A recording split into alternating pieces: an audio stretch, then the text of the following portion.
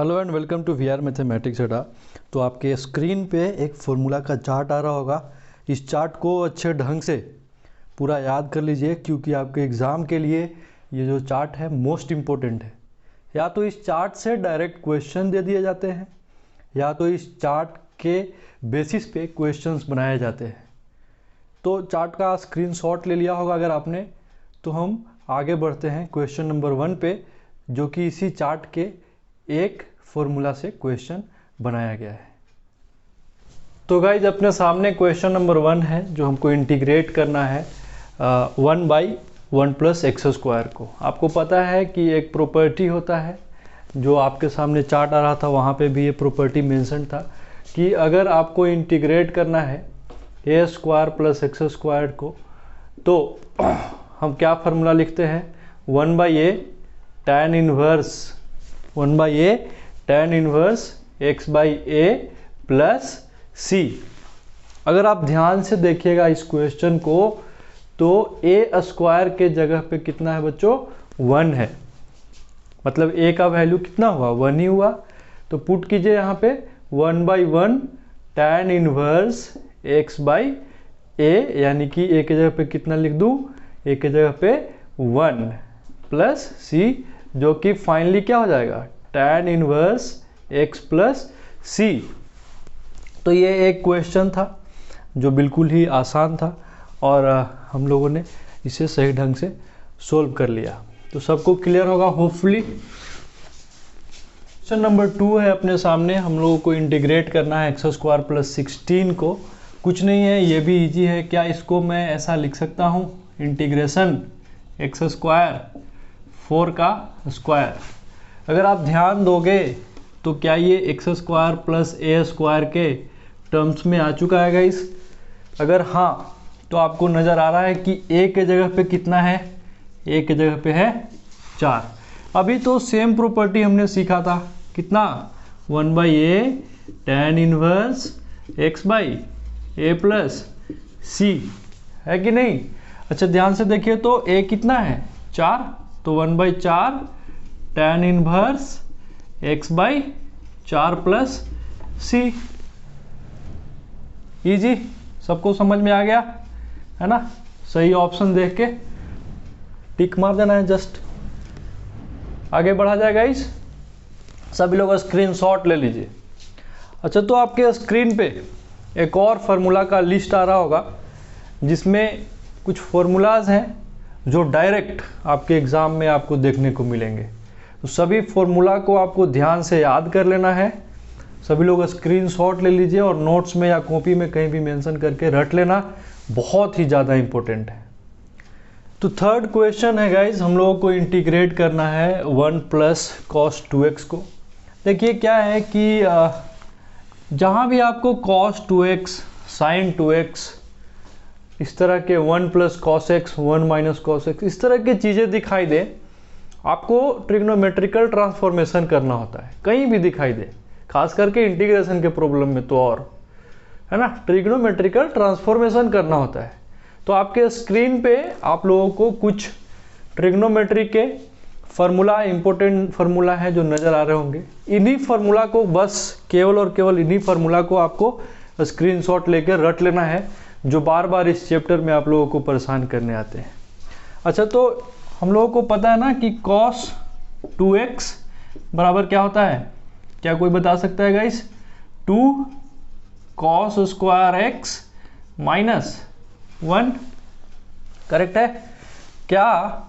इस cos 2x के जगह पे हम लिख सकते हैं 1 प्लस, इसके जगह पे ये चीज़ लिख सकते हैं 2 cos² x - 1 और dx। बिल्कुल करेक्ट है। क्या ये 1 से 1 कैंसिल हुआ? कितना बच गया रूट के अंदर? रूट के अंदर बच गया 2 cos² x और बाहर में dx। क्या इन दोनों को अलग लिखा जा सकता है गाइस? क्या हो जाएगा? √2 √cos² x और dx। ये देखो, ये कांस्टेंट है ना, कांस्टेंट को क्या किया जाता है, इंटीग्रेशन से उठा के बाहर फेंका जाता है। और ये स्क्वायर और रूट एक दूसरे को कैंसिल, तो बाहर में रूट आ गया, integration cos x dx। cos x का इंटीग्रेशन आप सभी को पता होना चाहिए कि cos x का इंटीग्रेशन हो जाता है √2 cos x का इंटीग्रेशन sin x और प्लस c। कौन सा ऑप्शन सही है देख के ठोक देना है ना। सभी लोग स्क्रीनशॉट ले लो।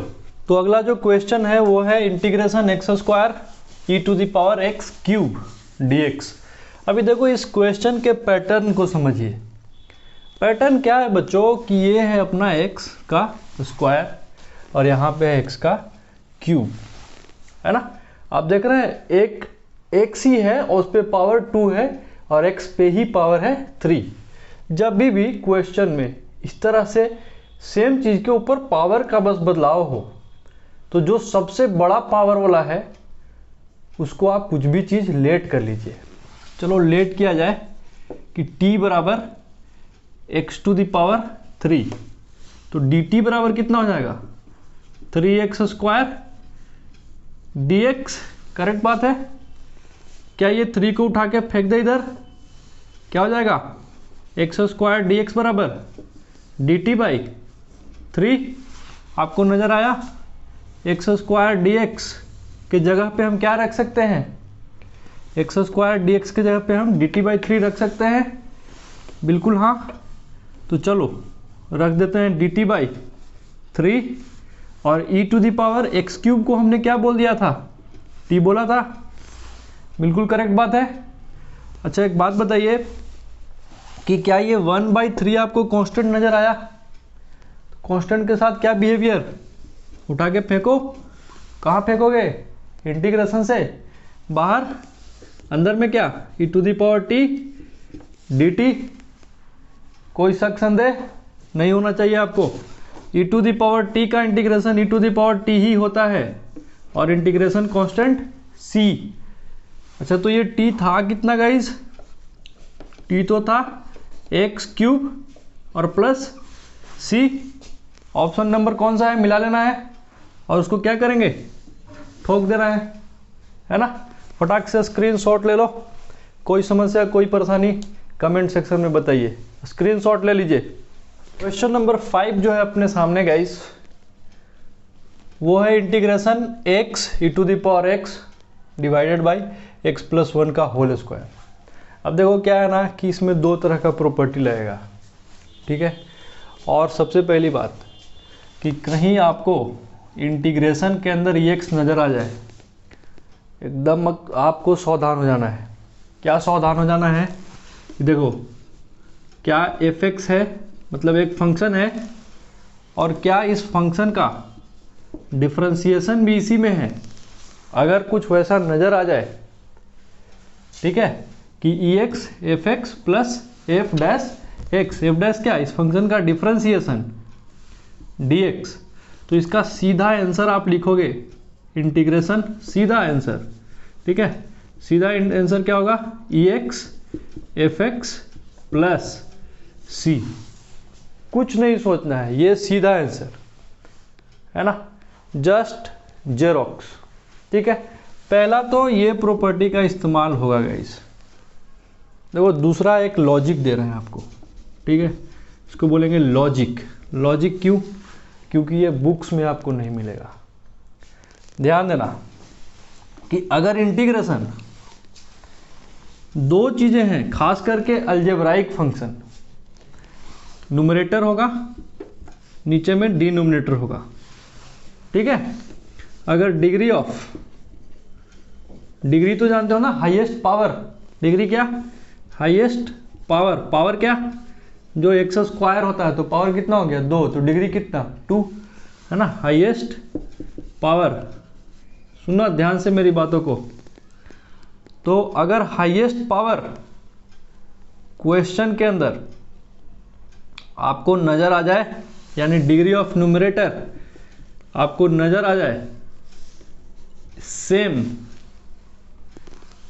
सेम नहीं, यहाँ पे देखो तो क्या है, डिग्री ऑफ न्यूमरेटर लेस है ना, डिनोमिनेटर का ज़्यादा, या सेम मानो, चलो अगर सेम नज़र आ जाए किसके, डिग्री ऑफ डिनोमिनेटर के, मतलब दोनों बराबर हो डिग्री। देखो यहाँ भी x है पावर 1, यहाँ भी पावर 1। आपको सेटिंग करना है, ठीक है, सेटिंग करना है आपको।